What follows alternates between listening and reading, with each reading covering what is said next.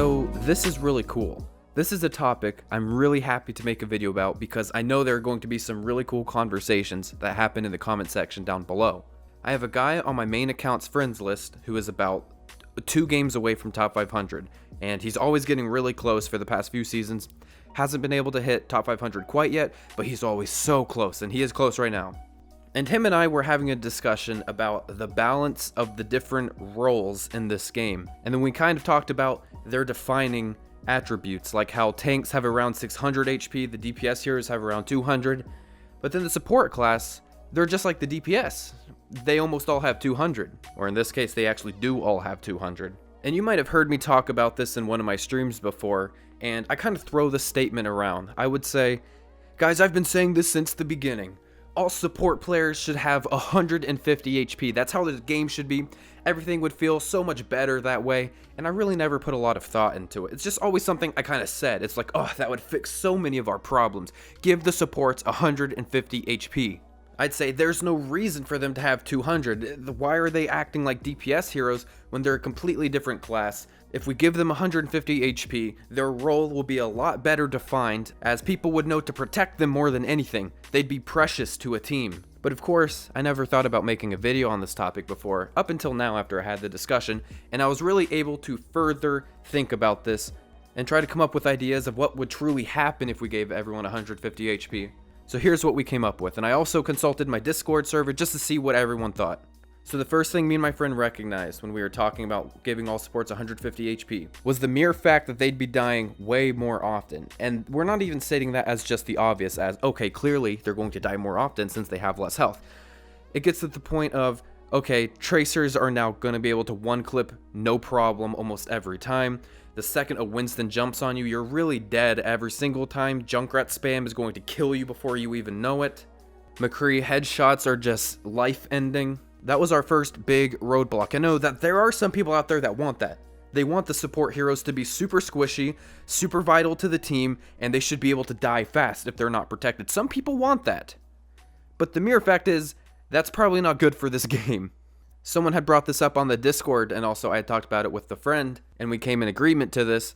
Giving all the support heroes 150 HP, it would lead to the mere fact that they're just dying from everything so often. It would de-incentivize people from even picking the support heroes in the first place. It'd be so much more rare to find someone that actually will pick a support hero in-game. Given how the skill ceiling is now raised because they have to play way more passively, the fact that they're just going to die from spam a lot is probably really frustrating. It's like trying to play Tracer right now. It's super frustrating. You have to play 300 times harder to do work. I'm looking at you, Junkrat Buff. But that was going to be the major problem, is that no one is going to even play support in the first place. They're always dead. It's a lot harder now. It's just not going to be as fun.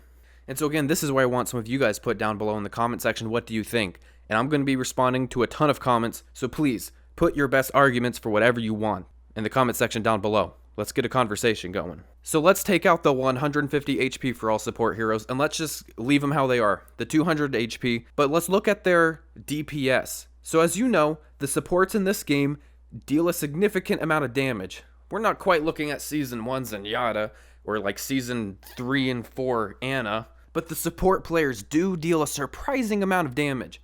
And this has always been clear. And this could be a genius design choice from Blizzard, or it could be something that they may end up fixing in the future. Now, I think it is a design choice. I do feel like the support players deal way too much damage. A Mercy pulling out a pistol that deals a surprising amount of damage from just spam. The Zenyatta, who we all know Zenyatta's always been a heavy damage dealer, just being himself. Anna, always having the sleep dart and just all the combos with her abilities. The supports do deal a lot of damage, and now even Lucio with the changes, man, he can kill you fast. And don't leave a comment saying, oh, if you're dying to a support as a DPS, you are bad. We get it. Move it along. That's why top 500 players never die to the supports as these hard carry DPS heroes, right?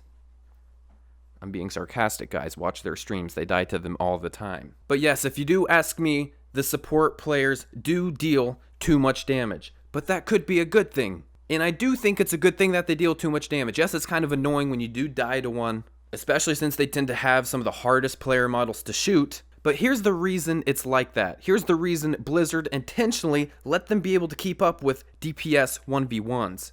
where they technically shouldn't win, but they can. And this can even lead over to the tank category for what I'm about to say. The fact that the support players can kind of keep up in damage is good for the game because it means people are going to want to play those heroes. It's going to be more of an incentive to play them.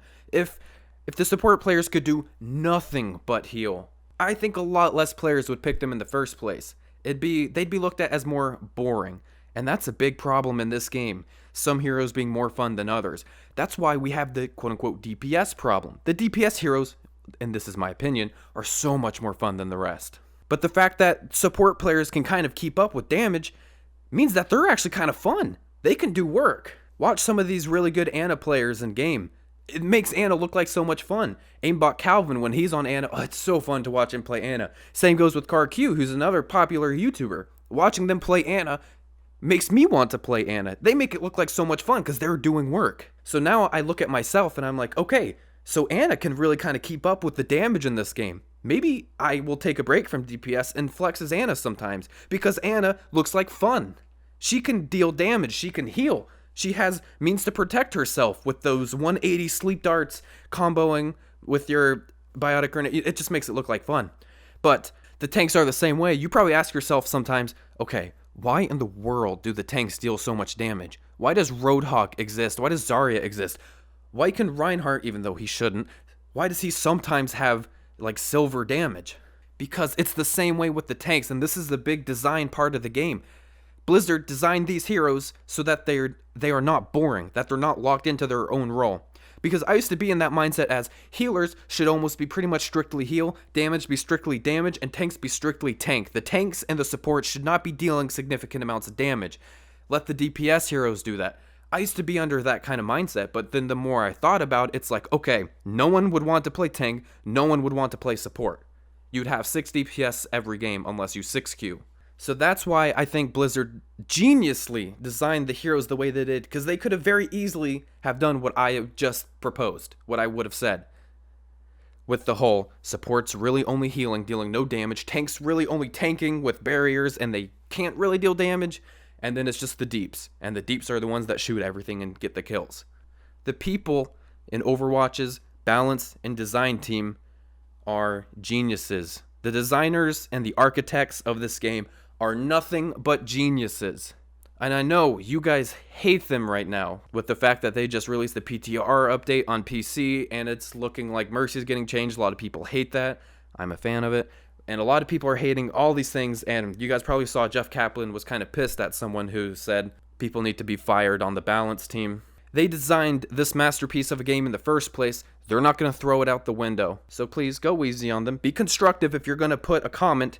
And you can be vicious with the criticism. That's fine. That's good for the game. And I only bring this up because I know some of the comments down below might not be very constructive.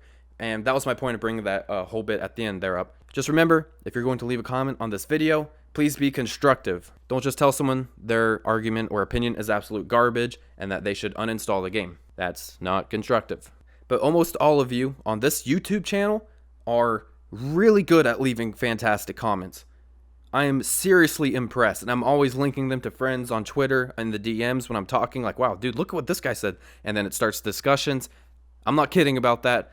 I really look at all of your guys' comments.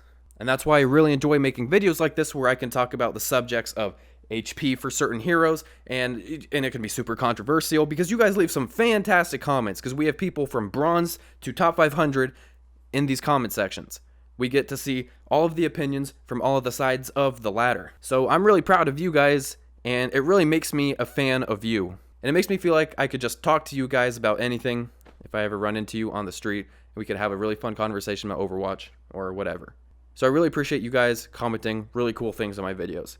So that's going to be it for this video. Tell me what you think. To come full circle on everything, 150 HP for all support heroes would probably not be a good thing for this game. And for those of you who didn't know, Zenyatta in Season 1 had only 150 HP, but he also dealt like 20% more damage. They ended up changing that early in the game. But yeah, little factoid. The fact was, he just died way too fast. And there lies our problem. And also touch up on the second point, that the support players do deal a significant amount of damage. They do. And I do feel like they deal a ton of damage. And I said too much damage before, but I think it's a good thing that they deal too much damage. Like I said, it helps with people playing the class in the first place. And at the end of the day, it does raise the skill ceiling. Until they bring in like a Winston gun on a support hero, besides Symmetra, then it will raise the skill ceiling. So I hope you guys all have a great rest of the night. Take care, everybody. See ya.